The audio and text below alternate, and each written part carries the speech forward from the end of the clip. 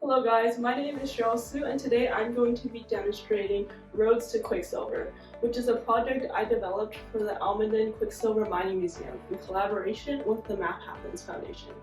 So for those of you who don't know, the Almaden Quicksilver mines were a mercury mine near the San Jose, California area that operated from the mid-1800s to the early 1900s.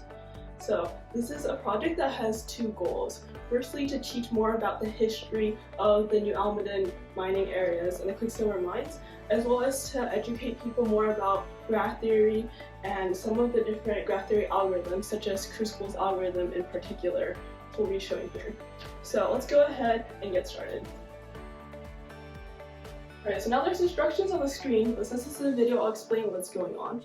On this piece of plywood are 12 significant attractions from within the Quicksilver mines. For example, the Powder House, the Catherine Tunnel, the Bull Run, and the Spanish Town, and a couple other ones. For each of the attractions, there's a photo depicting how it currently looks, as well as a fun fact that helps encourage visitors to learn more about the area. Each of these attractions has its location marked with a white peg, and this location is geographically accurate based off of what's on the Quicksilver hiking trail. So now, your challenge is to build a railroad to connect all these locations so that the miners can get to where they need to go within the Quicksilver mine. So this is going to be your railroad track, and essentially it's made out of Lego, so it can be broken apart and put together to make the right length. Your goal is to use the minimal amount of railroad track, because railroads are expensive, takes a lot of time to build, so you don't want to have to build more railroad than you actually need. To build a railroad, just go ahead and place the track between the two pegs. You can continue doing this until all of the pegs are connected, so all the locations are connected and the miners can go where they need to go.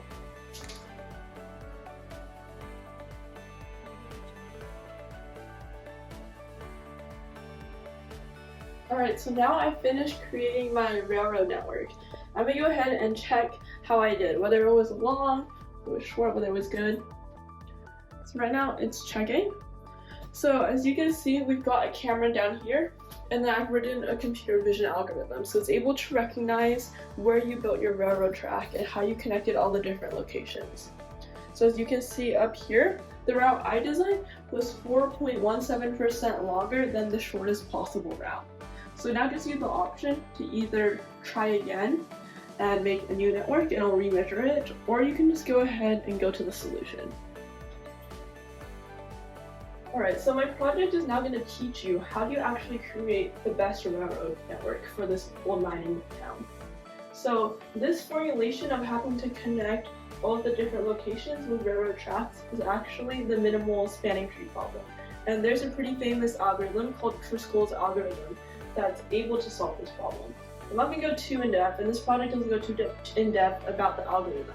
But the essential idea is that you want to always connect the shortest two locations that haven't already been connected yet. So while this may not make a lot of sense now, it's going to walk you through step by step.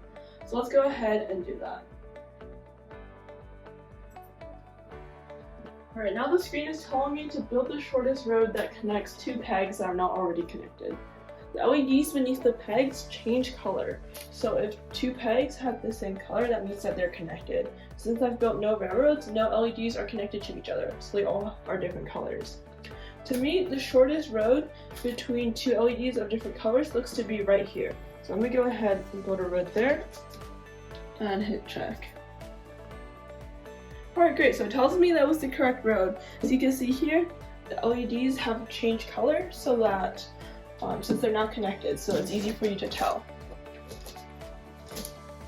Alright, now it's telling me to do the same thing. And you build the shortest road that connects two pegs that are not already connected. So this would disqualify this road over here because it's already connected. So I need to find basically the second shortest road. To me, I'm going to go ahead and connect this one over here, just to show you guys what it does if it's the wrong answer. So I'll hit check. So it tells you that this wasn't the correct road, and I'll highlight the correct road for you to build in blue. So I'm going to go ahead and do what they say and build it down here. Recheck. Alright, so now I've got it. So I'll just continue doing the step of connecting the two shortest pegs that are of different colors, over and over.